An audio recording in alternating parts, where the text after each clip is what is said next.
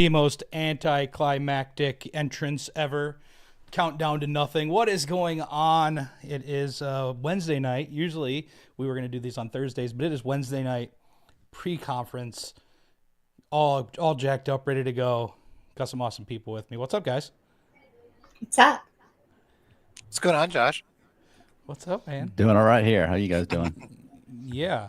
So I was like, I want to get this going. Me and Johnny have talked about it for a while to get it going again. And I was like, let's do a pre-conference one and let's talk about conferences and let's show everybody like why they're so awesome. Before we get into it though, let's introduce everybody. Let's introduce yourself. So Marietta, you're right next to me in the video, so go ahead.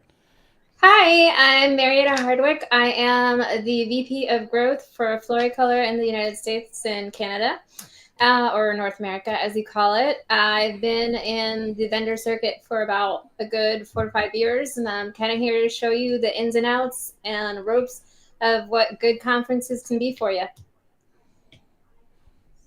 I think Chris, you're next, man. Yeah, I'm Chris Grande. I own Grande Photography. We're a wedding and senior portrait photography studio located in Brownsburg, Indiana. Somebody can go. I'll go.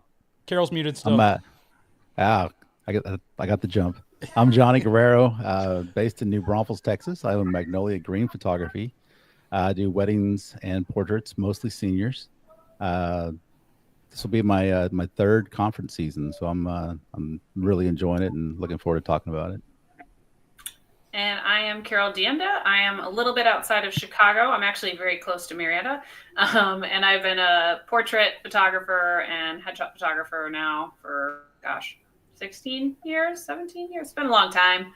And this is, I think, the 11th year of going to conference, or 12th year of going to conferences for me. Wow, that's a long time, Carol. And first one was in 2012. You probably know who I am because you're literally watching it on my channels, but I'm Josh Russell, portrait photographer, weddings, and I have been going to conferences since 2019. 2018 was my first attending, and then in 2019 I started teaching at them, and I've been going nonstop ever since. So this year is like 2025 is my balls to the wall, like full educational, as much as I can teach, less gigs. That's where I'm at. So that's why I felt like this was absolutely perfect to do, because we all know each other through the conferences. Well, I know Chris through the Creator Series, but we all know each other through the conferences and meeting at workshops and doing all these extra like side extracurricular things for photography. And I feel like that it's super important as photographers who are really trying to up their game and try to go to that next level to join these conferences and workshops and classes and these things that are going on, because I know in 2018, if you went back and you asked me like what pivotal moment do I think changed my career, it was the first year I ever went to a conference.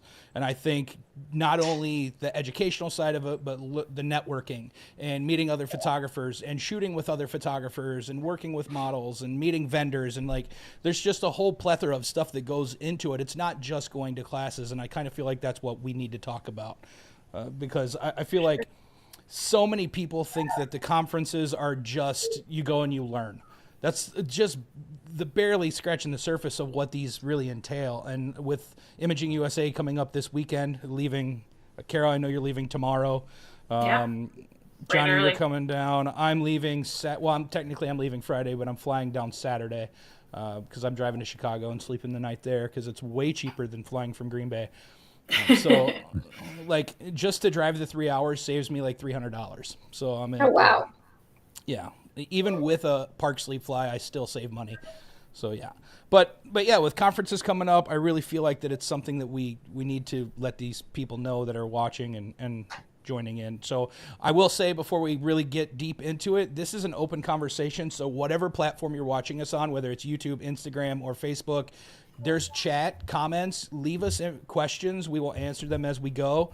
If it's something that I can't answer, I'm sure somebody here can. I've only been doing it for 7 years, and Carol's been in it 11.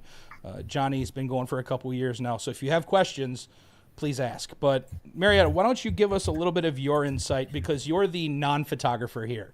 So you're the one who sets up the vendor booths and Yeah. events and stuff like that. So give us a little bit of rundown. You don't need to go like full spiel on it, but just give us a little bit from that perspective before we just jump in with photographer talk. It's a little different than what you guys get to experience, just because we have to be there considerably sooner, unless there's pre-con classes and all that kind of stuff, and we have to set up. There's just a lot that goes into the behind the scenes of what you guys get to see at the trade show floor from coordination. I mean, I am currently in the midst of curating artwork just so that it can be there on time for you guys, and a redesign of booths and all that kind of stuff. If anybody has questions in regards to it, I'm more than glad to answer it, but I'd rather just create that Q&A kind of feel on what people really want to know about what a trade show floor is about, because there are just so many aspects when it comes to a vendor. We have to actually network. I would think that I network about a good 16 to 18 hours between the time that I wake up and the time that I go to bed at every single trade show. So you guys know that I'm on the floor constantly. It's kind of ridiculous too, because like you remember almost every person you talk to. And like, you might not remember names like exactly, but I know if I talk to you on day one, now we know each other now, but if I would have talked to you on day one, on day 3, you'd probably still remember me, even though you've talked to thousands of people. Like, yes. You're just that person.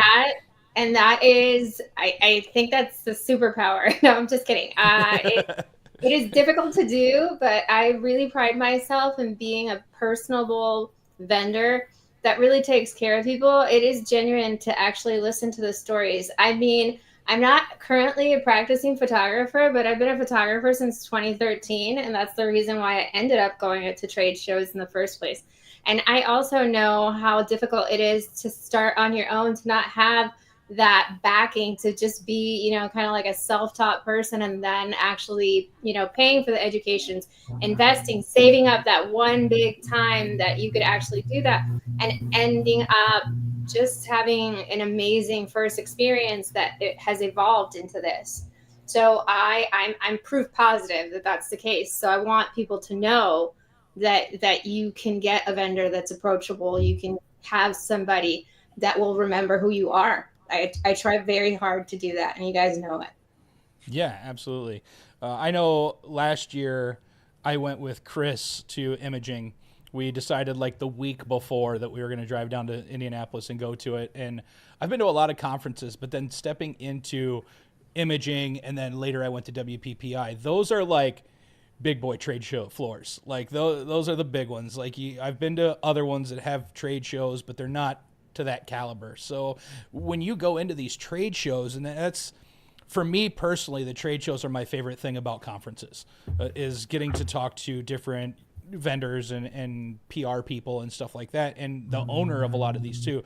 But that's one of the main things, is like you are in a room filled with everybody that's in the industry for the most part. And that's something that Chris and I talked about last year, and I'll let him go into it a little bit about his thought about it. But when we walked into the trade show floor, it was, this is our chance to get sponsors, to get brand partnerships, to get, and it wasn't, and also like test equipment, stuff like that. But like from our perspective as content creators, our thought was, this is where we talk to the who's going to get us product to test and review, or the ones that eventually will book us as ambassadors to go talk and stuff like that. So that was our perspective. Chris, you want to talk a little bit about how we talked about that last year? Yeah, definitely at the bigger trade shows, the Imagings, the WPPIs. That's where like these companies aren't sending their just random employees to run the booth. Like at Imaging, like there's the VPs and the like you said, the who's who from these companies. That you're talking directly to, you know, the person who's going to be able to make deals and you sponsor your classes and your workshops and things like that, rather than, you know, you're like, oh, hey, here's my business card. And they're like, yeah, sure, we're going to put this right over here in this box. And then you never hear from them again. So it's fun. And they bring out their biggest stuff it's literally like going to it's the difference between going to like a small town Comic-Con and going to San Diego Comic-Con. Like it's just the displays are huge. There's giant things hanging from the ceiling. And they're bringing out their latest and greatest stuff for you to touch and play with and look at, and you just learn so much about the different products and things that are available, and your mind just goes crazy with things you want to upgrade or things you want to offer your clients and everything. But yeah, it's definitely kind of all about the trade show at those two. Rest assured, we work very hard so that you guys could actually have, a very impressive show.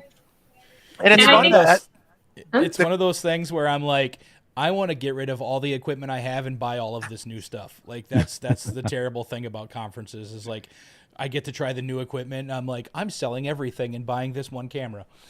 So if you're a newer photographer too, or new to selling products or whatever that might be, especially the imaging trade show, like make a list of the products that you are interested in selling and literally go to every booth, because literally like there is no other opportunity where literally everything is there. I don't know about you guys, but when I started, I could not afford to order sample albums from every album company that I wanted, regardless of the distance.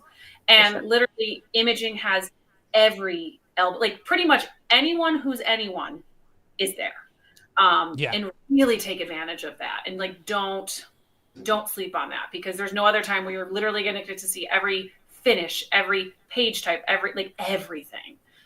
Even now, I still, every year I look at, the vendors that I use.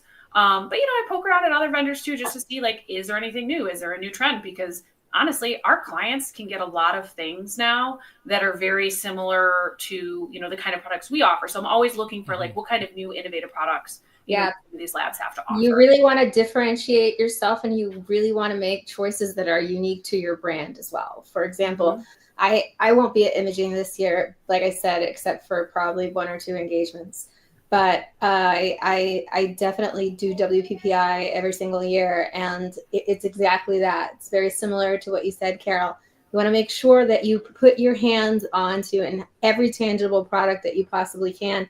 Go in, make yourself, like a savings list from the year prior and see, these are the things I want to invest in. Those show specials are pretty much show stopping as well. All those giveaways. Different companies partner up in order to make something really amazing for you most of the time. And take videos too. Like that's one thing that I did. I actually took videos of like canvases and like showing the different size and like really, because like pictures that, websites have are one thing, but to actually have that video then to go back to review, to remind you, like that's another really important thing that you can like fully take advantage of if you're going to be at imaging or WPPI or anywhere that has really those are the only 2 that have a giant trade show. They do. For sure. Yeah, I'll say that like we don't have any kind of camera store close to us. I'd have to drive a good ways to get to any kind of camera shop, and so to be able to go out on the floor and touch things and hold equipment, walk around with it for a minute, it's a big difference, as opposed to like shopping on Amazon or ordering through one of the bigger, online outlets. It's a big difference. Plus, you get to talk to the people who maybe some of the ones that designed it. They can explain why they designed it a certain way and why it works. I met Etta on the floor at Shutterfest, and just when speaking with her, she introduced me to several people just in that short time, and it's those are people that I still talk to on a regular basis, and it's pretty neat for me. I've been doing photography professionally for about 9 years, but the last almost 3 years as a full-time photographer, and now meeting people that I've only seen on YouTube, I think it's pretty neat just to be able to experience that. Oh yeah. I can remember the first time that I went to a conference. It was actually WPPI. And I had saved up my pennies because it was after my dad had passed away, and I was just out of grieving my dad. And my husband was like, "You've got to do something for yourself. All right. This is the time for you. Something good is going to come out of it." And I was terrified because I was alone. All right. And I knew I had been a member of several boudoir communities. As you guys know, I'm a boudoir photographer by trade. and I had been in the community, and I knew a lot of people, but not in person. So I was terrified. I was walking the halls. I think it was at the Mirage. No, not the Mirage. What was it? MGM. No, it wasn't the MGM. It was the one with the aquarium, the Mandalay Bay one. Oh, yeah. Okay, so I was walking it, and you guys know how extensive that is. Like walking toward the convention center was crazy, and I was just like terrified. I was like, I don't know anybody, et cetera, et cetera. And then I met people. Like you just like you sit down, and like the first person that I met was the CEO of B&H. He was like right next to me. And I was just like, I'm kind of tired because this is like whatever. And he was like, I'm sweating too, and like whatever. And we just carried on a conversation. And I was like, what? Like, because like B&H, like you're like, oh snap, didn't know, my bad. And then it just evolved from there. And I've been very fortunate. It's just one of those things. Networking gets you everywhere at these shows. And yeah, if you're lucky enough that we get to hang out even for 5 minutes, I'll probably introduce you to somebody. The trade show is really cool to me because I'm really big into meeting the people behind a company. And most of the time, like Chris said, they're sending out the people that are important, or the owner or the president. So for me, it's important to connect with the person, not just the product as well, especially when it comes to like print and things like that I'm turning over to a client that I'm not the end user, but I'm the middle person, like print and stuff like that. I want to make sure that they are the right people, that I get along with them, that they're personable, that they're not just in it for the money, anything like that. And the trade show is a great place to do that. Indeed. So let's move over a little bit into the education side of it. I have been an educator for so long in it that I don't really remember a lot of the classes that I took that first year.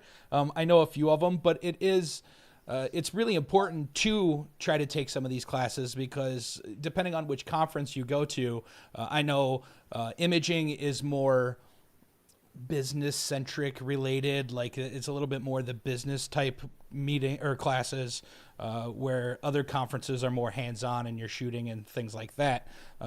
Johnny, I know you've taken some classes at different conferences and stuff as you're just moving into the educator side of things. Give us your perspective a little bit about being on the other side of it. Like, what have you taken from some of the classes? Some of the classes, I would say that once you get past a certain point, let's take lighting, for instance. I think a lot of times you get the basics down, and once you get past that point, you should probably start looking at some of the other classes like business. At least that's what accurate for me. There's always something new to learn when it comes to lighting, but if you've got it down and for your own style, your own business, and you're pretty happy, your clients are happy with what you're doing, then you want to get that other workflow down. And that's kind of where I'm moving this year, is to be more efficient, more effective as far as business goes. My first year of a conference, I would say I kind of fanboyed it and just picked the photographers that I wanted to be in a class with. And while I learned something and it was really cool, when I got home, it didn't necessarily translate into what I do. That's why you weren't in any of my classes the first year. I get it. No, yeah, exactly. I was last year, and I got some great images from it. That's the thing with the classes, though, is if you want to take, because most of the conferences, there's like morning breakout classes, afternoon. You could take a lighting one in the morning, take a business one in the mid-afternoon, and take a posing one in the evening. I mean, it's like you're immersed in all of these different topics, and you can pick and choose what you want to learn as you go. And don't forget all those photo walks. I mean, those photo walks are so extremely important, not just for your portfolio, but, they're a wealth of knowledge for you just to understand what that photographer's philosophy on photography in general is. I tag along. The photo walks are my favorite. It's what I teach mostly. This year at Shutterfest, I actually have an in-class class. So it's like first time in years that I've You're done doing like that. a lecture class? I'm doing one lecture and then 2 Ooh. photo walks. So, but it's based around one of my photo walks. So it's Okay. the Let's Shoot Bangers, and then the other one is Let's Edit Bangers. So if you come to the shooting one, then you'll have the photos to edit. So I truly wish I had more time, man. me too. But it's really nice because just like that example, if you wanted to learn the photography, you could learn the photography, and then if you want to come to the editing of that, you could take that, or you could go take a boudoir class, or you could sit into a class that may be something that you think you might be interested in, but you're not really sure. Take a class about it, and that'll give you a lot better perspective on if it's something you want or not. And I've actually taken more tips from classes that aren't necessarily from my, like, I don't niche down, but I'll actually learn more from other teachers teaching about other subjects that then I can apply to my business. Because if you're sitting in a wedding class with a famous wedding photographer, all the other wedding photographers are there. You know where they're not? In the class with a food photographer who maybe drops some little tip that then you can apply something, or whatever that might be, that business class or something. So I've actually always found more relevant info that would make me stand out in classes you might not expect to take, if that makes sense. Totally. Had to get a sip of the bourbon there quick. So Again, still jealous. I know, and Johnny's on his fast, and I'm just sitting here drinking bourbon and stuff. I thought when we were first talking before we went live that you were going to say that you didn't drink anymore, and I was really concerned about Shutterfest and the bourbons and cigars. And all Me? that, so Or Johnny? Johnny. Oh, okay. So I was really concerned for a minute. So I'll have one with you. Don't get me wrong. I'll have one with you. And real quick, I just want to shout out to John Carlo. I see he's on from the Outspoken Artist. Great Hey, John. podcast. Yay! If Yeah. you ever get a chance to listen to him, great dude. I He's want to be pretty on his amazing.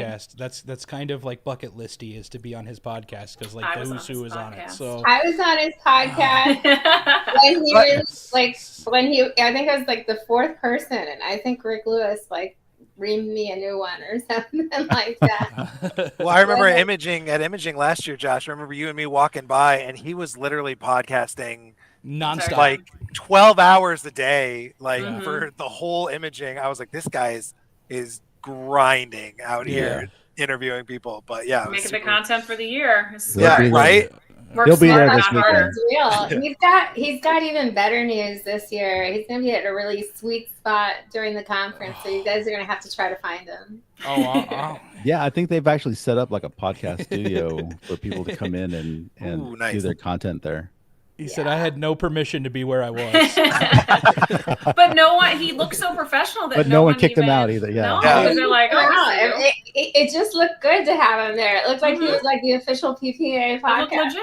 It looked That's very one of legit. those. That's one of those easier to ask for forgiveness than permission moments. I Yep. think so. 100%. Yeah. But I'm gonna be at Imaging, WPPI, and Shutterfest. Let's get Josh on the podcast. I'm just saying, bucket list here. You just talked about yourself in third person, didn't you? He does it all the time. He's Okay. always doing that. Yeah. They don't call me Hollywood for nothing. I'm just saying. So a lot of my friends call me Hollywood just because of the way I am. So, oh, there we go. He I said, "Let's remember do your it. Let's do it." Shutterfest outfit from this year's gala. Okay, that one was intense. All right, Josh, I really like that one. Speaking of the banner this year, I'm not a fan of my picture. I'm just saying that LED idea or but So the color idea Ugh. for no, I don't know why. It was just No, really you're hard not a for me gel. to- You're not a gel guy. I don't know. It was just Still really not hard for me gelling. to come up with something. I wasn't gelling it.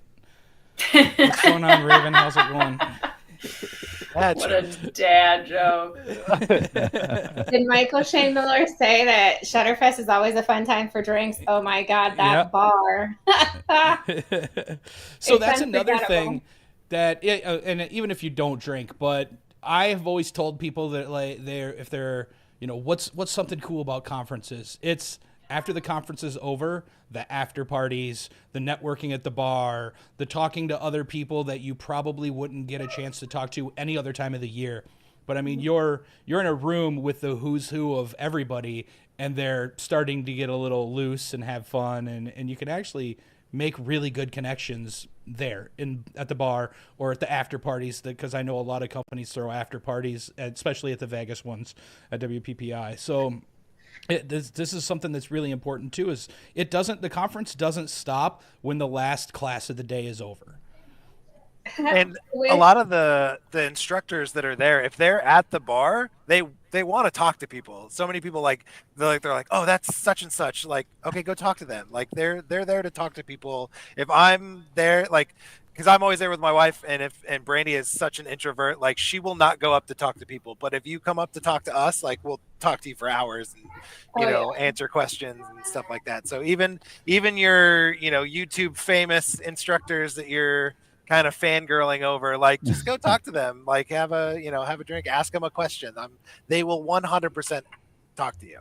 Hey, and they will 100% talk to you if you buy them a drink. If they buy you a drink. Yeah. I had a very long, lengthy conversation with Taylor Jackson, and I thought I would never get a chance to meet that guy in my entire life because he's like an idol of mine as a wedding photographer, and to just sit and have a drink with him was like another one of those moments that I would never have if it wasn't for a conference. I think every photographer is so I'm going to grateful. pop this one up there. Oh, man. This was a subject. How come this is like the third person that says this today? I think it's just because you're very, like, you look serious, like you mean business, and that you won't take anyone's shit. Like, it's not a bad thing. It's a good thing. It's a good thing. Okay, I'm 5'0". Okay, so the one thing that you will notice when you meet me, or that I have heard when I actually meet people, is, oh, you're so much shorter in person, or taller than what you are. I guess because my personality makes me look taller, or I look proportionate in some sense, which is great. But I'm extremely approachable, and even if I make people nervous, you will see me on the conference floor.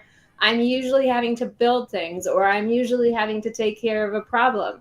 Not everything goes right for a vendor. 9 times out of 10, something's going to screw up. So I'm going to look like I mean business on that floor because I need stuff to get done. And by the end of the day, I'm exhausted. And I've talked to about maybe 1,500, 2,000 people on the floor that day. And I've had my smile for every one of them. So when I walk out, I'm not going to look like, like peaches and cream and stuff like that.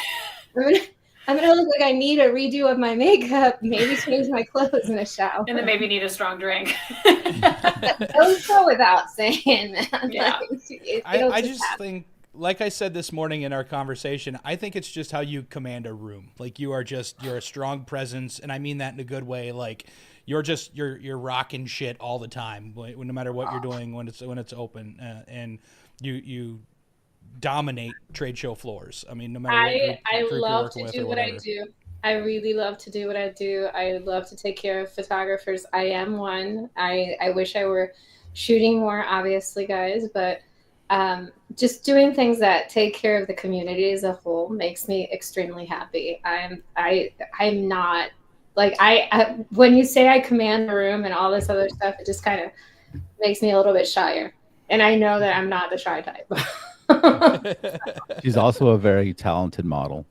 Oh, absolutely. In case you haven't seen that. Please. That's that. All right. Let's just go to the next subject. All right, next subject. So Johnny had a good topic that he brought up in our pre-conversation, and that was conference etiquette. So kind of go into what you were talking about, Johnny, when you were talking about conference etiquette. You mentioned it, and I was like, put a pin in it. We'll talk about it on the air. So what do you mean? Absolutely. So there are, let's just say 2,000 photographers present, and we're all in different classes, right? We break up. And so each class may have 50, 60 people in them, and maybe 2 setups with models and a set, and everybody wants that perfect shot. Well, if we're all in a huddle, let's say 180 huddle trying to get this perfect shot, it's not going to happen. And there has to be this understanding that we're going to take turns. We're going to be adults. It's something we learned in kindergarten, but we're grown-ups. We're going to take turns, get your shot, and move on. If you've missed your shot, you just didn't get it, well, then get in the back of the line and come back at it again. But it usually starts off that way.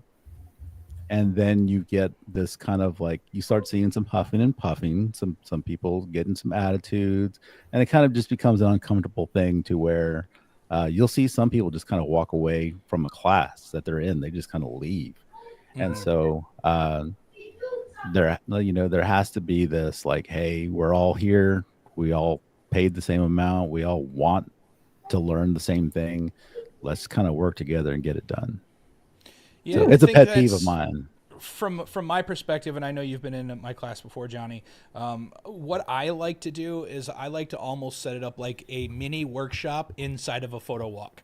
So I'll put, they give us 4 or 5 models for a class of 50 people, and I'll set up little stations no matter where we're at. If we're outside on location, that way the 50 people is broken down to 10 people per area. And then what I'll do is I'll set up a model, have whoever wants to shoot that, they can just kind of get there, move to the next area that's within 10 or 15 steps of station 1, set up the next model, show them how I would shoot it, let them go the next 10, and then kind of just rotate that way.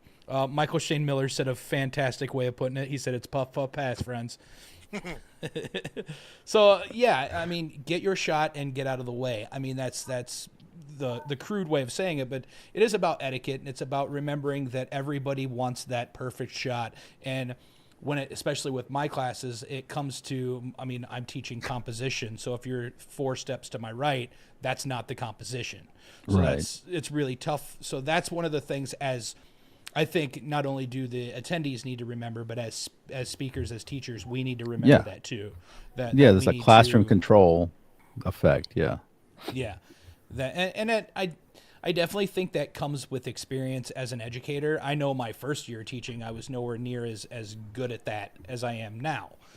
So it's one of those things where we need to just be mindful of it as educators, as well as the attendees do too. It's not really the model's place to say anything. So Right. yeah, it's one of those things that everybody that's involved, kind of minus the models, needs to remember that everybody needs to get a turn. Yeah. Yeah, I've been in your class, and I've been in after hours shoot with Chris, where I know both of you guys did a great job of some distance between the models, different areas where you're not going to have people in your background, that kind of thing. And that's just from an attendee's point of view, greatly appreciated because, there are some, like I said, where it's just kind of a little bit of chaos, and it's like, I could go I could actually use this time to eat instead of dealing with the Right. situation at hand. Eating And at I- a conference, what does that look like? What? It's I get at grocery least once. delivery. I Grocery get at least once a delivery day. to the hotel. Right there next Protein- to sleeping. That doesn't Protein happen. bar right behind the booth. You will find me chomping on one. Right now. And it's one of those things, me personally, if I notice, maybe it's a photographer that's taking extra time because they're not getting it. That's a person that I'm actually going to talk to personally and be like, hey, let's meet up after this class and I will continue helping you. I'll grab a model. I know enough of them that I could literally just get a hold of someone and we could come right back to the same spot, set it up, and we'll do it again. Like, that's one of those things as speakers, and anybody that's listening that is a speaker, maybe it's something you want to kind of jot in your notes, that these conferences, it's about everybody, but you can also be personal. You can step side by side with one person and really devote some time. I did that last year, and now this person is in my Photog Nation. They paid for the lifetime membership, so they paid the most amount of money that anybody has ever paid for one of my courses, and I do meetings with them twice a month. I talk to them all the time. Like, I built somebody that's going to be a student of mine, or whatever you want to call them, forever, because I took time and I talked to them at this conference. I think at this point it's like more of a mentee, right? So Yeah. yeah, taking them under the wing is extremely important. What are your thoughts on etiquette, Carol? So etiquette. Yeah, when I saw that come up, I was like, okay, like obviously the shoot and move kind of thing that you said, like that's the main thing. But I think just like be aware of where you're around, be aware of where you're put your stuff, just be aware of the people around you. not so much at imaging. It's a little more buttoned up. But don't have a naked model somewhere where little kids can see them. Like there's just things like that maybe don't have a naked model walk through the lobby where there's children. Why do we all know exactly what you're talking about? I have no what idea. conference could that be? I have no idea. But just I'm trying to think of other etiquette. I don't really know what other etiquette other than knowing what to expect out of a class. I think that's something to do with etiquette. Also, like when you're in class, being respectful of the instructor and the people that are trying to learn from the instructor. Like if you have to take a call, you go out of the room. I have seen someone take a call talking on the phone when an instructor is speaking, and I don't care how big their room is. That is disrespectful. That is rude. You don't do that. No. Please. You just don't. Wow. And I get things come up like run out of the room. Like I'd rather someone run out of the room than like me hearing about whatever they're talking about. Like because that instructor, like they're probably are already nervous up there, especially depending on how big that room is. Like when I spoke at imaging, that room was 250, 300 people. Like that's intimidating. God. That's intimidating. Yeah. And if I would have all of a sudden like just heard someone on their phone talking, like I think it would have been really like it would just really throw that would have been hard to deal with. You guys know the face I'd be putting if that was the case. Like my face is too transparent. Like no one did that. No one did that, thank God. But I have seen it other times where that has happened. Also, if you have to leave a class for whatever reason, try to do so quietly and don't slam the door. Okay. Like, I guess these are etiquette things. Okay, so yeah. So this is another one. Raven just said something. The model. I was just gonna bring this up as she came in, as she commented it. I was waiting for you guys to finish, and then I was gonna bring that topic up. But the models, if you're in a class that has models in it, you remember that they're a human being, and you shouldn't just be moving them and touching them and getting in their bubble, basically. The creepy cringe is hard. All right, people. I've been at the other side of the spectrum here. Don't be weird. From my perspective, also talk to them, get their name, talk to them about their future, their plans, what they're doing. Even if you're in a group setting with 10 photographers, like we're talking about that station type setting, if you talk to the model and nobody else does, they're going to want to work with you again in the future. They're going to remember you. I went through the model directory for Shutterfest, and there's like 4 models that use my photo this year on their application that I remember personally because I just had a 5-minute conversation with them.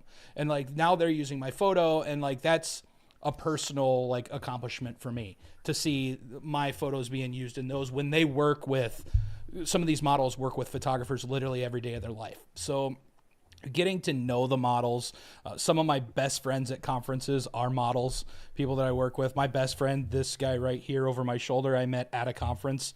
So like if you don't talk to the models and interact with them, that you could miss literally your best friend. I mean, it's just how it happens. So oh yeah, I have several models that are just so near and dear to my heart. So, and I met them on, I think, my second conference or my first conference after COVID. Yeah, it's they're amazing people. Yeah, and going back to it, yeah, don't be a creep.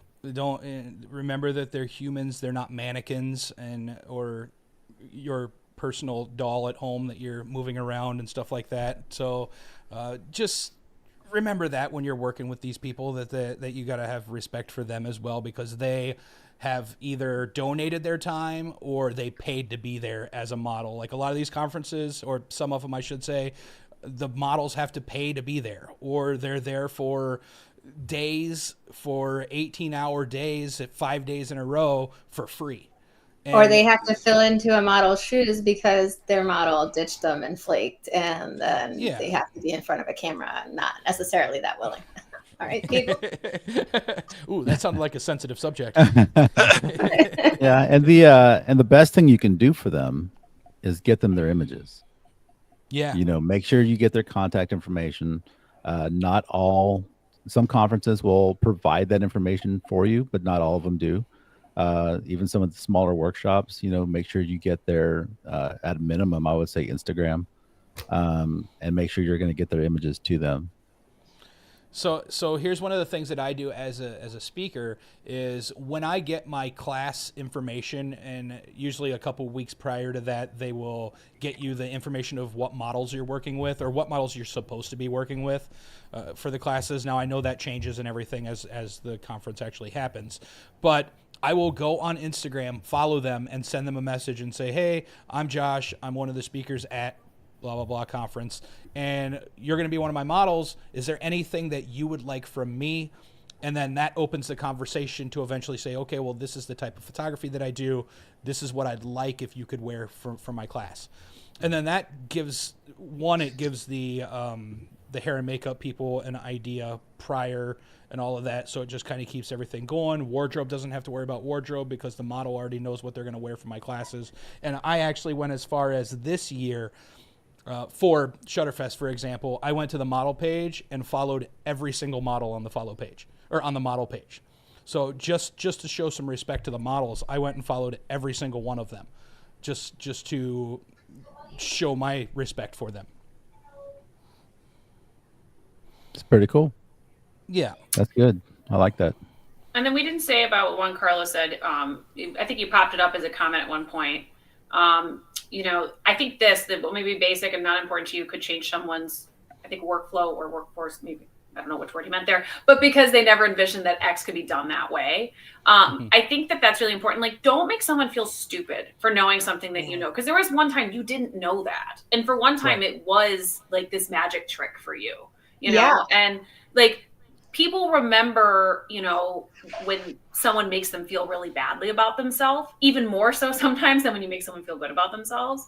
And you don't want to be that person in the mind that was always like, oh, Carol, she was like, oh, she made me feel like such an idiot. Like, she was just so, you don't want people to remember you in that way. So I think that was a really good So that goes back, there. that reminds me of back when I was still doing hip hop music and I was touring, and it was when I would open for another big name act and you'd meet them and they were just a complete asshole. Now, photographers, for the most part, have always been nice. I haven't met too many that like ruin this stigma. I'm like, I could go like this. Yeah. But mine always goes back to the music days of meeting like my idols in music, and they're just total dicks. I mean, it's just one of the it's one of those There's things. a lot of kinder ones than there are dicks. Okay, 100%. Be real. There's a lot more kinder and sweeter and amazing photographers that are so outstanding than there are dicks. But there are dicks. Okay. I've noticed more, and if any of my local people are watching this, they may give me some shit later, but I've noticed more dicks at home than I do at conferences. It's like at conferences, everybody's there for the same purpose, for the same reasons. They've already made it past a certain point where they feel like that maybe they need to prove themselves or something, and they're more open-minded. And even your quote unquote celebrity photographers, they remember what it took to get there, and they're wanting to pull you along. They're like, hey, just, we may not be the same kind of photographer, but follow me and I'm going to help you as much as I can. And that's what I get every time I go to a conference, regardless of which one it is. I usually find at least one or two who are like, hey, come with me, we're going to do this, as opposed to like we talked about last time, the gatekeepers. And I've seen that a lot in my area, and I'm doing my best to kind of knock that wall down. Yeah, most of the time it's just Nikon shooters for me. So it had to be done. One of us had to do it. So it had to be done. So. How are you gonna talk Nikon shooters, Carol? Are you Nikon? I'm a Nikon. Right? I'm a Nikon. Like I rest my case. Like, no, man, no. My Nikon doesn't appreciate that. So Raven just said, yeah, so that way because they're local and your competition. You know what, though? The people that act like that, sometimes they aren't your competition because they are so consumed with that mindset. Like, I have a studio where I share my studio with multiple photographers. Guess what? we overlap in many of the genres we shoot. Are they my competition? No, they're my friends now, and they're people that, you know, I also work with, colleagues. Like, we are all our own unique companies, but I don't see them as competition. There is enough clients for everyone, and everyone does things differently. We all attract different kinds of clients. So it's just like, I hate that person who is like that, because typically those are the people, they're really not making any money. No offense, but they usually like to try to mansplain me, and I just am not a fan. I can make a lot of comments, but I'm gonna keep it hush. I'm outspoken enough at these conferences, but all of you know very much that I am 100% community over competition. There never has been anything. I work very well with direct competitors. I say hi to every single one of the labs. I have broken bread with them. I actually found my job, in a sense, from getting to know a direct competitor. And when you make friends with your quote unquote competitors, guess what? Then they just become your friends and people that then refer you things when, you know, they're busy, and vice versa. Like, guess what? I refer my competitors things all the time, and they do to me too. So they're not even competitors at that point. They're a resource. Of course. I have like 3 or 4 photographers. We're in the same town. We're in the same price range. We shoot the same things, and we're constantly back and forth referring stuff to each other, and it's great. It's great. I mean, it's a good feeling to even say, "Hey, are you available for this?" And they say, "Yep, I just booked it." You know, you can only shoot so many shoots in one day, right? So if you're booked that day, especially if you're a wedding photographer, you should only be shooting one wedding a day, even though I know photographers who don't do that. I've heard the horror stories of those. Right? So if you're busy that day, like, there's more than one wedding happening at one day because there's venues everywhere. So refer those sometimes out. You're busy. You know? Sometimes you're traveling, you know? It's like, I'd rather send someone to someone that I trust and that I like, because I've even had a positive review on my Google of someone I didn't even work with because they were so happy that I referred them to someone that they were very happy with. I mean, it's like, you never know, you know, and it's just, be kind to each other. You're gonna get a lot farther with honey than vinegar. For sure. And that's one of those points where I also used it as for example, there's 6 photography studios within a 4-block radius of my studio. So there's that many just in my little downtown of 10,000 people. So I took that as a learning experience as far as, okay, there's all of these photographers that are shooting this style. I'm going to lean more into this style. So I'm the only headshot photographer downtown. Everybody else is weddings, family, senior, all of that. Now I offer that stuff too, but at my studio, the main focus of the marketing for my studio is headshots, because I know that nobody else does it in that area, and they're going to send the people to me, and it's worked out. So it's a secondary niche, I guess you would say, but it's still, I mean, portraits and headshots are similar. But it's one of those things where instead of being a competition, I tried to figure out how I could work with these people and send them business. They send me business because I don't take as many weddings as they do anymore. So it's one of those things that it just worked out that way. Yeah. What about other tips and tricks for conferences? So, like, one thing for me, okay, you want to go, Marianne? No. You say it, and then I'll say it. Comfy shoes. You have no idea how much you're going to watch, especially if you've never been to a conference. Sometimes I was clocking like 20,000, 25,000 steps, which I don't normally do. Even with as much working out as I do, I still don't clock that many steps in my daily life. Like, I changed my shoes.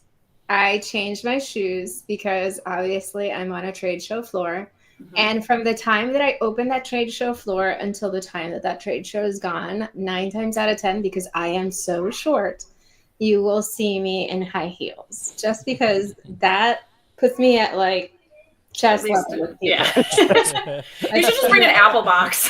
I have been put on an Apple box. I put on an Apple box more comfortable 2 seasons ago when I was modeling. They put me on an Apple box because the person I was next to was so much taller than me. Or just get some moon shoes. You could just start bouncing. That would work. But no, for sure. Like, comfy's for real. My biggest thing is, you know what? Look at that schedule. Okay, guys, like look at that schedule. You're going to be on a trade show floor, like checking out stuff and whatever, and that's going to get you tons of steps, right? But you're also going to be at classes. You need to really, really plan out your schedule. And based on your schedule is how you have to pack. Don't overpack. It's one of those things, buy things, or I overpack too, but I have to, okay? Like my 70-pound bag. That's like, I love my gold status. But again, it's a vendor situation. It's not an attendee. I have a lot of activities that I have to go through from beginning to end, and I might sweat, or I might just pour a drink on myself, or somebody else might pour a drink on me. I don't know. No comments on that. But but any which way, as things stand, don't overpack, or pack intelligently. I also pack with packing cubes now because it's just easier. It's easier. Pack. Yeah. It's a lot easier to just smash it all in, and just make sure that you bring a laundry bag. I don't care if it's a pillow. I don't care. It's like whatever. Just bring a dirty laundry bag, because that way you could just plop it all in there. I literally just plop the bag inside the luggage when I'm leaving and just call it a day. And the hotel room always has like a bag in the closet that I use for my dirty laundry. So I do that too. Yeah, but then I end up needing 2 or 3 of those. So okay. Another thing, bring a water bottle and fill up water all day long. It's one of the things that you forget to do at conferences is drink enough water. Hydrate. Bring a especially because snack, you're going to be drinking. Because that's the thing. Like you have 2 cocktails and you're like, oh crap, I haven't drinking water all day. Super lightweight. I am super lightweight when it comes to that. So, and people are just giving you drinks left, right, and center. So also, I try to minimize that now. Like you said, protein bars, bring little snacks, stuff like that with you.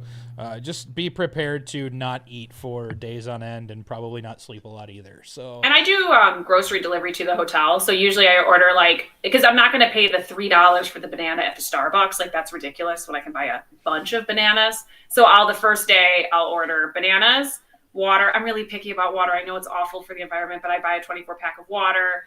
I get a 12-pack. Yeah, sorry, environment. Sorry.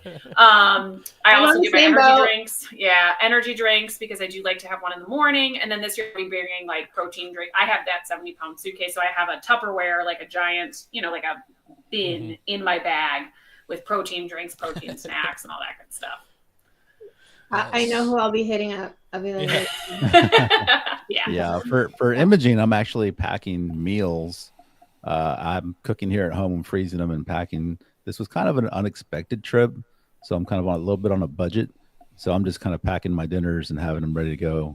You're driving, right? Yeah, I'm driving. For breakfast, you can do overnight oats, like just a bag of oats with like protein drink, because that doesn't need to be refrigerated. Yeah, so I'll do breakfast at the hotel and just kind of stuff fruit in my bag, and that kind of thing. Yeah. So here's one of the things that I started doing a couple years ago is if you have the Subway app, you can do 3 footlongs for $17. And I will buy 3 footlongs when I get there to the conference, throw them in the fridge, and eat them over 3 days. So soggy. No, soggy. So I don't. Sounds like it too, right? No. Hear me out. No, hear me out. Your yoga mat sandwiches. I don't put lettuce on it. I don't put pickles on it. I don't put tomato on it. Everything goes on the side. I just let them know that I want everything on the side. So it's literally just bread, meat, and cheese, and it stays perfectly fine. I've done it for a couple years now. It stays in the fridge. Cheese would have to be on the side for me too, man. I'm sorry. Yeah, I would rather just go to the grocery store, get the bread, and get the lunch meat and the toppings you want, and just make your own fresh ones. Usually we have someone who has a car at each one of these events, or we get an Uber. We go to the nearest Walmart or Target. Yeah. And we just do a Target run or a Walmart run for all the stuff we need, and it keeps it cheap, man. Yeah, conference food adds up. It's ridiculous. You may $3 spend bananas. Seriously. Yeah. You may spend $25 for a meal that would normally run you $7. So And then it It's tastes definitely, bad too. It's not even good. well, Outspoken Artist it popped depends up again, because so- let's just take Shutterfest. They bring in food Oh, trucks. that's different. And Though. so- I'm talking And about make sure- conference, Yeah, like yeah. actual, not. Yeah. not But I food definitely trucks. hit So the let's food see how trucks. it is at the Rio, shall we? Yeah. It'll be Yeah, fine. yeah, It's we'll about see. the people, okay? No, I I'm think not it's going to worried be about it. super fun. Like, I literally think it's going to We be have a super shake. fun. We have a Shake Shack, don't we? Ooh. They have a whole host of new restaurants. Yeah, so they have here. I'm actually okay. Although there's no Diablos, I don't think, which I'm very upset about because there's been a Diablos at every WP guy ever, basically. I'm like, where will I get my delicious margaritas and quesadillas? So in Vegas, one of my very, very good friends lives there, so I stay at his house and use one of his cars the whole time I'm there. So I just free room and board when I go there. So Wow, And- jelly. and he lives literally 3 miles from the Rio, so I'm Oh, it's easy enough. set this year. Wow. Yeah. Easy for So, you. Outspoken Artist said, my tip that led to me meeting everyone at my first imaging: be open to help other artists create. Hold a light stand, whatever. Be flexible and helpful. This is something that somebody going into the conference won't know because one, they're going to be timid and probably nervous themselves. But if you can help somebody out and like he said, hold a light stand or hold a light or help with throw a dress or something like that, this is going to help with connections, and that's going to in turn help you out as a newbie or even a veteran speaker. I mean, we're out there doing the same thing all the time. So Yeah, And definitely. even when I I'm don't- not, Go ahead. even like this year, I'm not doing much speaking. Last year was a very busy year for me. This year, like I'm just going to be helping my friends who are speaking. Like that's the thing. Even though like I'm a speaker, like I educate, like I have no problem like just helping my friends with the things they need too. Like my that, Lord, that should yeah. never go away. That Yeah. should never ever go. Look, if I put, and I hate to be in front of the camera, guys. I know it doesn't seem like that, but I promised myself that I would put myself out there more. The people who know me, I mean, they thrust me in front of the camera. I mean, I have been thrust by my friends. I have helped the light stand. I have, tossed the dresses. In the middle of Chicago, I tossed a dress for like half an hour and almost cursed somebody out, so my friend could get the shot. It is what it is. You do what you have to do for your friends, and that should never change, ever, ever. yeah. Yeah, You I'd say don't. don't know who that person is next to you. Like, for example, treat everybody with respect, treat everybody with kindness. Try to, if that person's being nice to you relatively or whatever, get to find out who they are. You'd be surprised. Like people that are extremely influential within the industry and are like whatever are sometimes the most unassuming people that you know. And these are the people with like the real influence, not just the like whatever. They're the people that get you in those doors. Mhm. Yeah. And you never know who they are, like, because they're so like, hey, like whatever. Yeah, like I would say that I remember people that go out of their way for me. Oh, yeah. If someone said, hey, try doing it this way, and then they help me do that and it comes out, really cool, I'm going to remember that person forever. Yeah. So I mean, don't ever go into, with this motivation of I'm going to do something nice for somebody to get something out of it, but just be remember that by helping people, they remember you and they're more willing to, kind of bring you in on something that they may have, a project or whatever, an after hour shoot. They'll be like, hey, come join us. We're going to be here, at 9, come join us. And that's just the way it works out. I call it karma or whatever you want, but yeah. I would And say that's- have a healthy ego, but kind of leave your ego at the door at the same time. Yeah. And You that's, know? Johnny, you brought up a good topic, and that's something that I actually wanted to get into next was after hours. As newbies, if you're a new person going into a conference this season, there are photo shoots literally happening 24 hours a day. Some of the conferences don't allow you to do it at certain times during trade show hours and stuff like that. But there are literally opportunities to photograph until the end of the day, midnight, overnight, everything, because speakers and influencers, content creators, whatever you want to call them, they're always putting on after hour photo shoots. And basically it sounds like what it is. It's a photo walk or a get together that's after hours, after the hours of the conference. So there's these chances at all times to be able to photograph. What do we got here? One second.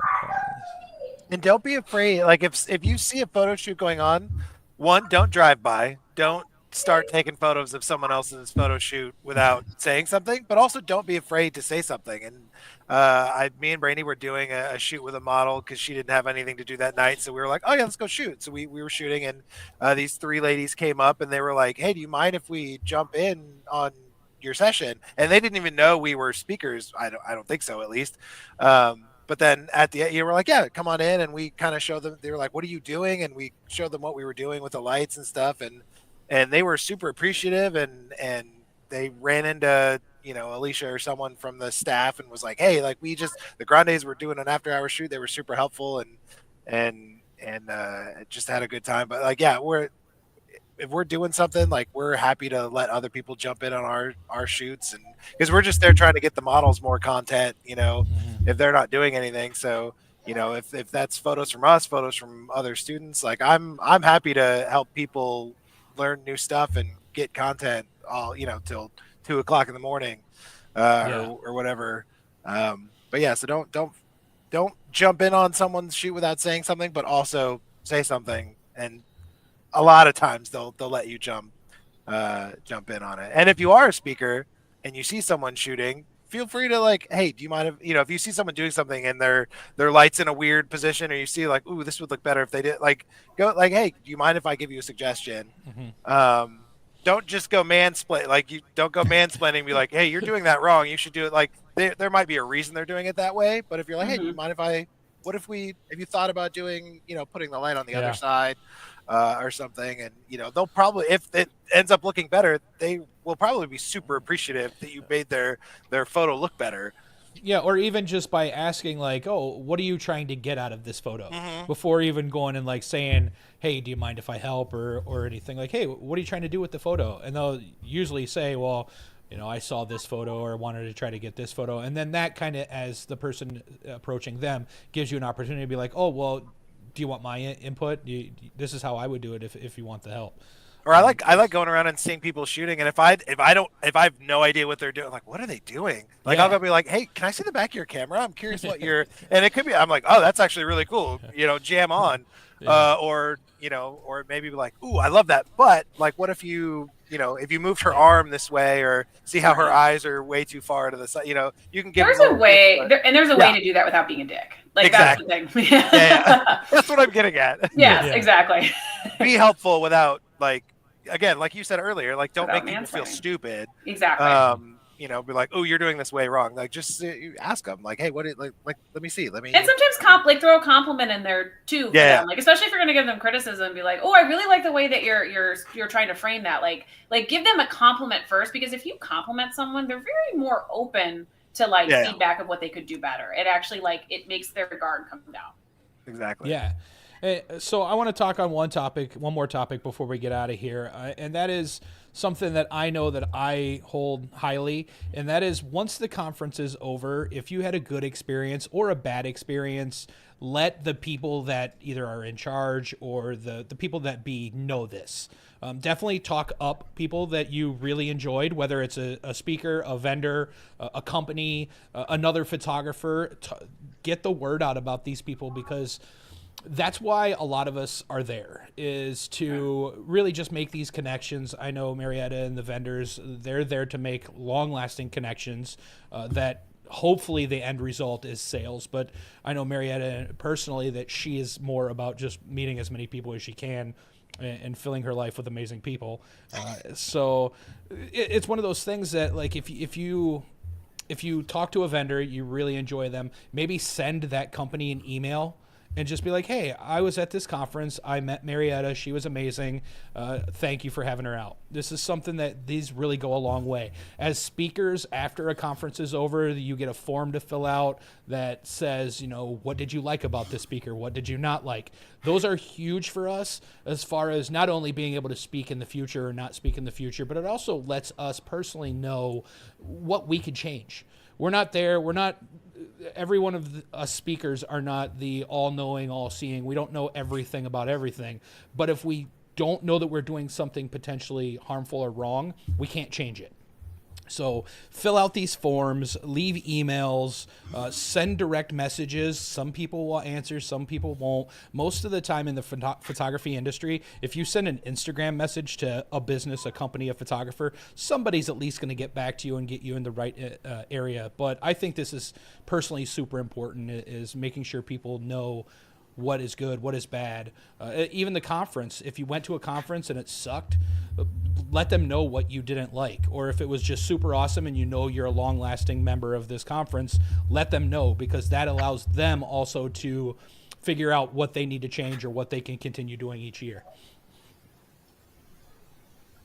Any input from anybody on that? That's really good. I agree with all of that. I've actually befriended a lot of the speakers, and to me, it was a little bit of a shock how approachable they are, and over the last couple of years, I've had different speakers help me out with different things, such as contracts. I didn't have a contract for a certain kind of session, and I reached out to the speaker and they said, "Hey, give me your email." Boom, they sent me the contract. They said, "Just change whatever you need to." And that's a huge help. That was a huge help for me. I've had other ones, just look at my photo, send me a couple of photos from your last shoot. Let me see what you got. And when I send them, they're like, "Hey, these were great. On this one, maybe change this up." And, that's like, it continues. It's not just, the 3 or 4 days that you're at the conference. It continues on as long as you're open for that. You reach out to somebody. How about you, Carol? I mean, I think that the most important thing is like, be conscious of the time you're spending, the people that you're choosing to spend time with. Also be conscious of their time. I think that would be something. Like, read body signal cues too. Like, if someone like needs to like run to the bathroom between classes and they can't get there because you're talking their ear off. So like read, like understand the cues. But like, you'll make those connections with those people that you click with. And for the speakers, like, they're just people too. They put on their pants with both legs just like you do. You know what I mean? Like, they're just normal people. And in every other sense of their world, they're just a normal person that goes to the grocery store. You know what I mean? Like, they're just people. So like, keep that in mind, that they're just people.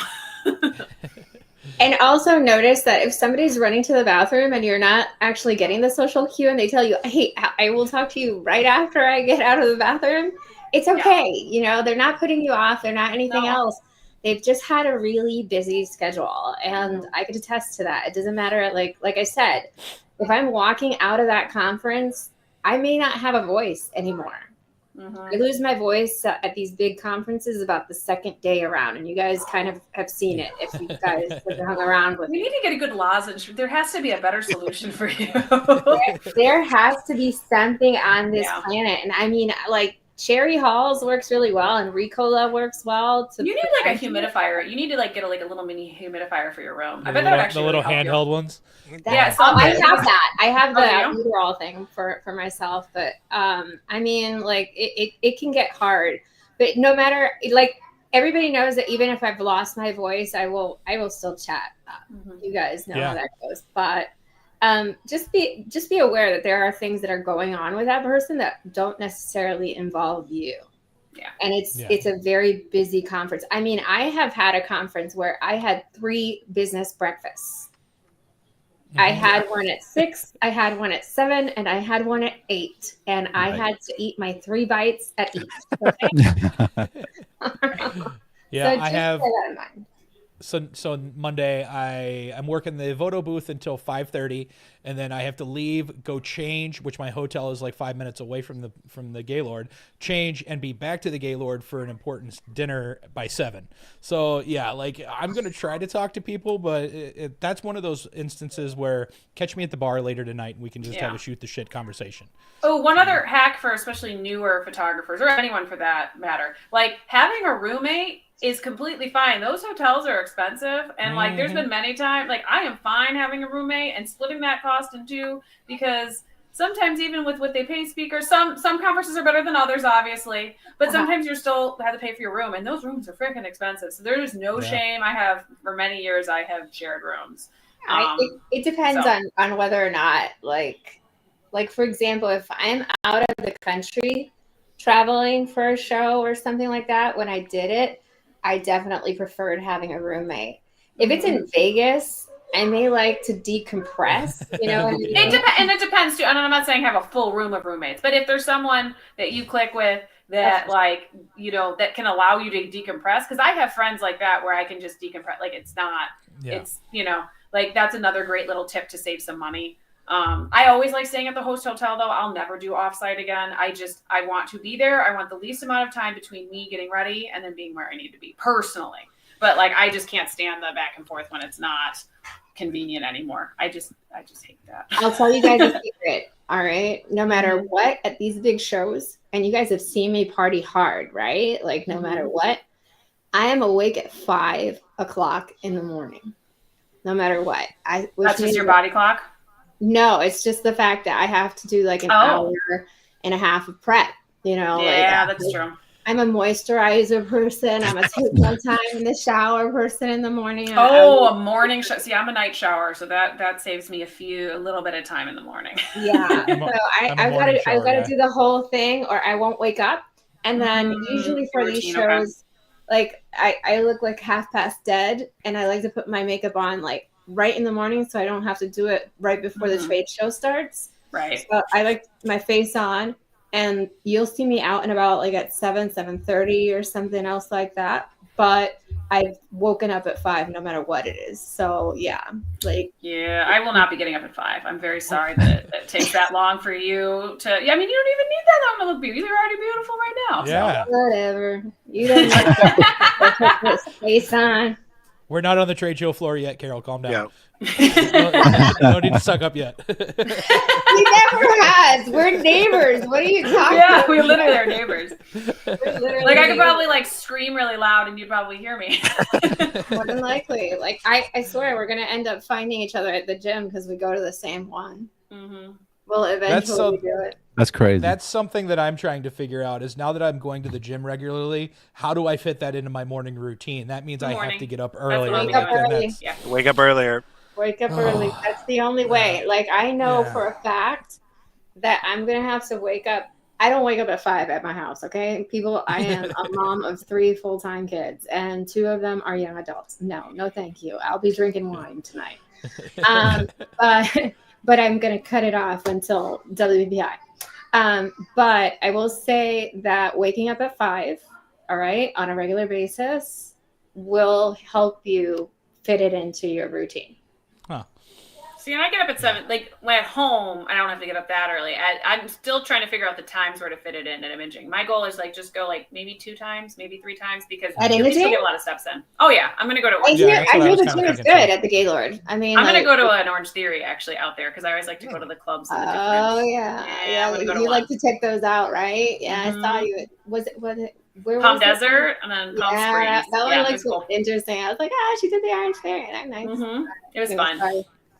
Sorry, I troll people. I don't have time, but I troll people after hours. It was a blast. It was. Yeah, really... I've been seeing your commentaries on fitness and stuff like that, and I'm like, oh, jealousy. It'll be interesting because like with the lifestyle change and then doing a conference. But I always brought snacks, so now I'm just bringing healthier snacks. Different so snacks. It's really not that much of a difference. It's just a different kind of snack I'll be bringing. Yeah, no, I always bring protein. Like I have to have, in order to lose weight, I have to have at least 100 grams of protein a day. Yeah. And then if I am in maintenance phase, I have to have 60. So it's like, yeah. I'm sorry that it hasn't evolved into this or stuff like that, but this is relevant for trade shows. It is relevant. It sure is. Really Have is. you tried the Built Puff Bar protein bars? Nice. No. Have you tried them yet? Right there. I will bring you one because they are the Built Puff Bars. I swear it's like a candy bar. It is the most delicious thing I've ever had. Where do you get yours? They have them on sale at Sam's Club and Costco right now. So if you have a membership, I'm going to have to go to Costco. Sorry. I know it's ridiculous, but get your protein in. Really, that's important. Yeah. Because otherwise you're going to feel sluggish by 2 o'clock. Yes. Like if what you get is your carb and your energy drink, your 2 o'clock is gonna feel like Nope. boom, it hits you hard at these And you're gonna shows. get a headache. It's just you're not gonna have fun. Yeah, hydrate and get your protein in. Seriously, best advice. For me, it's coffee, cigars, and tacos. Well, tacos are great. Tacos are protein. That's perfect. That Tacos usually gets are me. on there. protein. I can and go 4 low days carb. straight. I can go Get the 4 days corn straight one, on that. and it's like low carb city. I don't know. I do want to talk about one more thing real quick.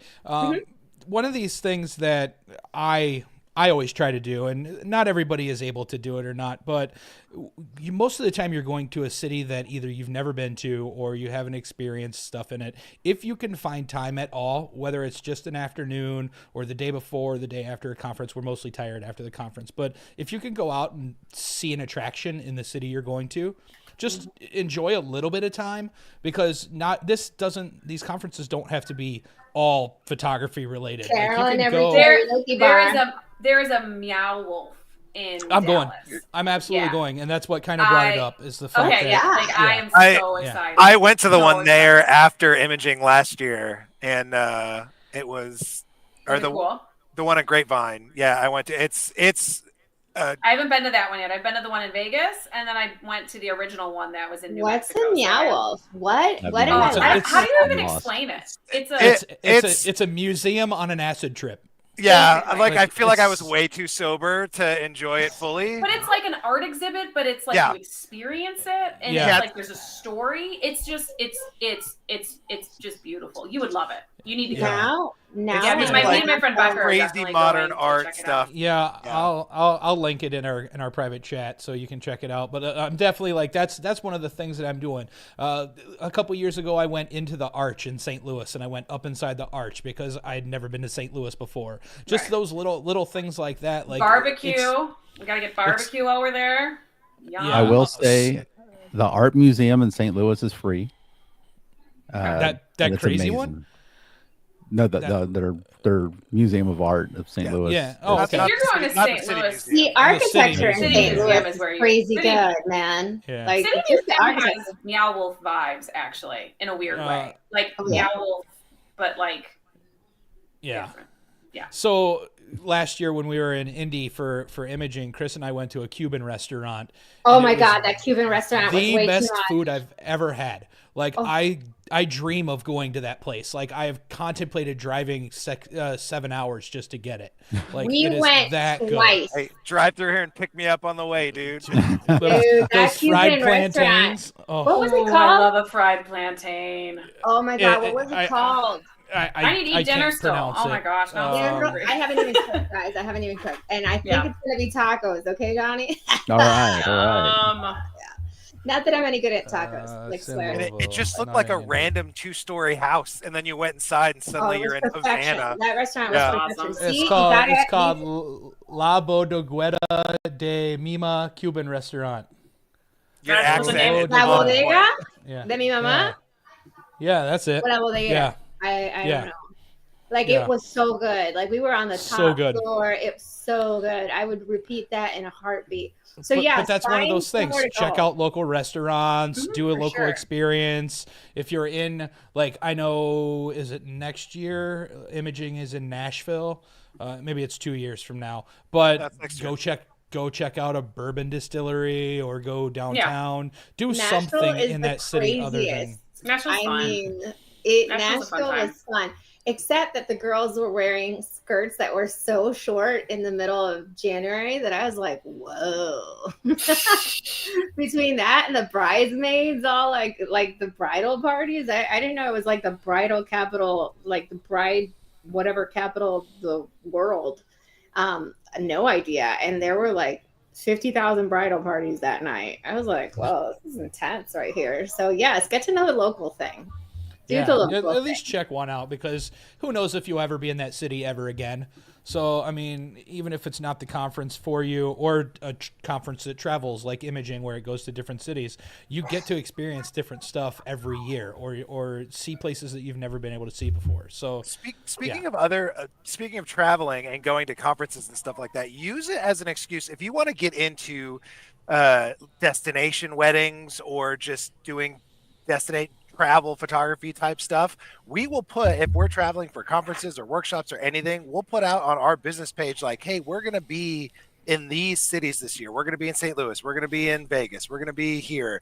And then we can plan a day before or a day after. And if a client wants to meet us out there, you know, that day, like, hey, meet us in Vegas, we'll do your shoot, and then we'll come back and do photo, or, you know, do your IPS session and all that stuff. But it's a great way of getting that sort of destination stuff, and you know, puts you as like, oh, these guys travel to do photo shoots. And then, you know, what senior doesn't want to travel to Vegas and have their senior photos and then get home and they go back to school and they're like, oh yeah, my photographer took me to Vegas to have my senior photo. You know, it's just a cool thing. My senior does not. My But- senior would rather. Oh my gosh. They're out there. They exist. But yeah, I so did. Absolutely, yeah. I did my feel daughter's. free to tell your clients that you're going. I you know, that offered you're my traveling to these senior, places. but no. Yeah, I shot my daughter's senior portraits in the Bahamas, Yeah, see, So- and so when people see that, they're like, "Whoa!" I'm like, "Yeah, that's in the Bahamas." You know, I don't have to tell them that was my daughter, but you know, but it's the pictures are there. So yeah, I've it's an gotten mad opportunity to rejection from my kids, and it's not Bring- that I'm not trying. bring your kids. It's an opportunity to put a photo in your portfolio in a different location too, so Mhm. you can look back and you can say that you took a photo in front of the St. Louis Arch, or you took a photo in Dallas of some cowboys or something like that. You know, so Yeah. I'm Yeah, also to bring using, your kids for a day. I'm also I- using it I am- as the. I'm thinking about it, man. I'm thinking my- about it. my- I'll get rejected. I'll be like, yeah, no, mom, hard pass. Oh. I have my personal project, which is my drone photography of every NFL stadium. So this weekend I'm going to be able to get the Cowboys on my list. Then, Nice. so I'll be at 8 Nice. stadiums now. So All right. yeah, so Have you done the Bears? Ugh. no, I have not. It's like the last one because I'm that diehard of a Packer fan. So the Bears, the Bears and the Vikings are going to be my last two. So yeah. Make it Well, already. hopefully they still have that stadium though, because there was news of it moving. So Yeah, I don't know. I if- think that's put the kibosh on though. So I If don't they know. for sure move it, I'll hurry up and get down there and do it. Yeah, And- Soldier Field, maybe no more. They're gonna do Yeah. something else with it, or Arlington whatever. Park, yeah, or Yeah. Arlington Heights, not Arlington Park. Ooh. Yeah, Arlington. Arlington Park in Arlington Heights. Yeah, Yeah. there you go. You got it. You But- got it. My husband's a Bears fan. I'm not. So we're I'm good. just like not a sports fan. I'm like meh. I'd rather do other things. I'm a soccer mom, so I really don't have a choice now. But- That's different. I'm cool with like watching sports when I know someone who's playing.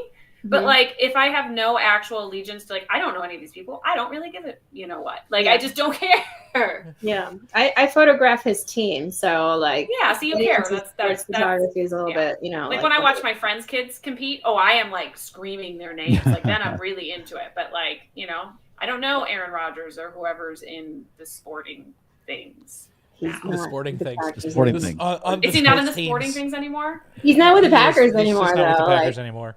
Yeah. Oh, I thought he was Yeah. okay. Yeah, see, I don't know these things. I don't know. I just that's I just- okay. So The sports. only reason Go I Sox! do football, the only reason why I do football, is because Halftime otherwise I Halftime. would be alone on Sundays. Okay. It I would found a not be husband okay. who hates sports more than I do. So I boy. You are so lucky. I know I so am. lucky. So happy. So Right happy. Lucky. Lucky Yes. girl. So But we speaking won't of we won't which- be going to a Vegas game when we're out there. I take it. So okay. Not with me. Nope. Not with me. Hell no. But I think we've done a good job covering conferences. I mean, Yeah. I think we've covered everything. A lot of topics coming up on the chat. So thank you, chat, that was in here and stayed and stuck around. It's been a good turnout. All four of you, thank you for doing this. You bet.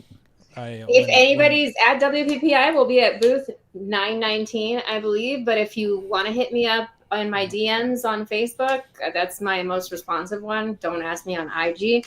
I can answer any questions you may have in regards to ambassadorships, sponsorship opportunities, connections, networking, that kind of stuff. and that's with Floricolor. Yes. Yeah. Right here. See? Great. So I will be presenting and working the booth at Imaging for Evoto. Chris and I are talking about going to Sync just to go, Oh, I booked which my is down ticket in already. Florida. I'm Oh. going. I liked it last okay, year. I guess I'm going to then, because if you did, then I guess I'm going to go as well. That's a pretty so, nice conference. Yeah, it'll be my first time going to that one, so I'm pretty Oh, excited. yeah? It was really nice last year. I really liked it, and it's so well organized. It really is. So we'll be at Sync, hanging out. So say hi. WPPI, I'll be working the Evoto booth, and I'm doing a booth presentation for Homespun Heart, and then I will be fully speaking at Shutterfest this year too. So nice. Okay. Where will you be, Carol? I will be at all of them. I'm kind of doing more of a support role this year. I'm also, my husband launched a business with Gary Hughes and Dave Kalmbach, Headshot Tools. So I will be, they're having a huge party on Saturday night for Headshot Tools. So I'll be kind of helping with that.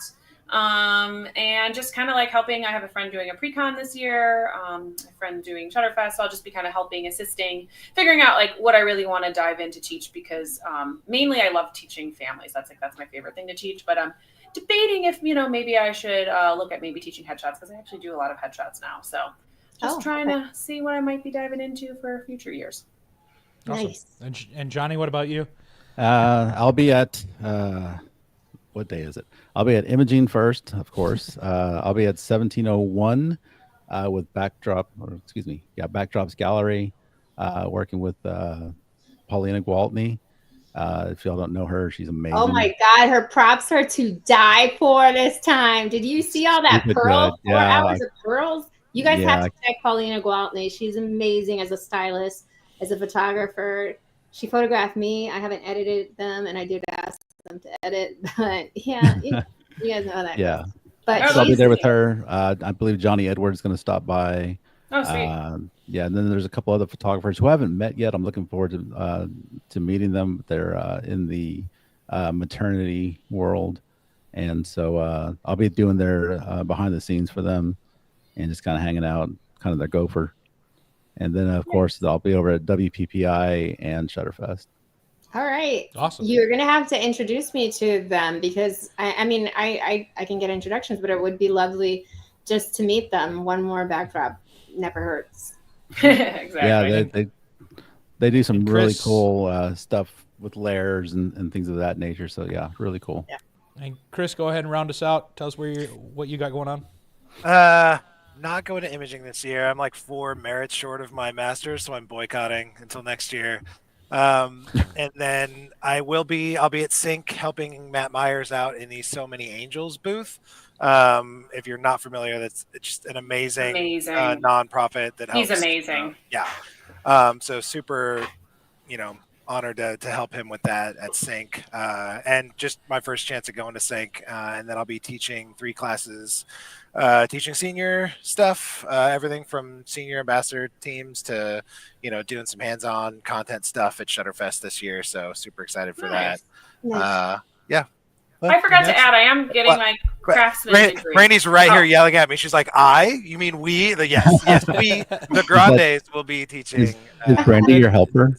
Yeah, Brandy's your helper, right? No, if you want to piss off Brady real quick, call her my assistant. Oh my gosh.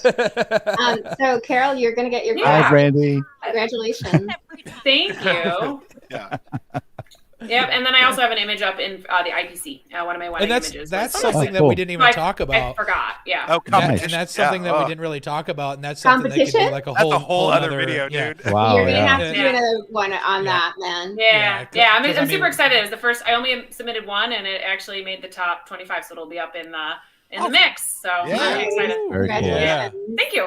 Excited for you. So I do have some stuff going on. I forgot. Yeah, I'll get the degree and I'll get that. Yeah, so I did do some stuff. So yeah, once again, thank you guys for being here and doing Thanks this for with having me. us. I want to continue to doing these. So open invitation to you guys to be on any of these that you want to be on. So we'll come up with different topics and stuff. Johnny's kind of my right hand man for this, and Chris too. So we're just trying to figure everything out and go. So awesome. This will be actually replayed. So if you didn't watch it live, you're probably watching the replay now. It'll be on the YouTube and the Facebook and all of those places. So thanks again, and we're gonna get out of here. See you guys at all the conferences. See you See you next week. Yeah, come see us at conferences. Yeah, say Come hi. say hi. All right, bye guys.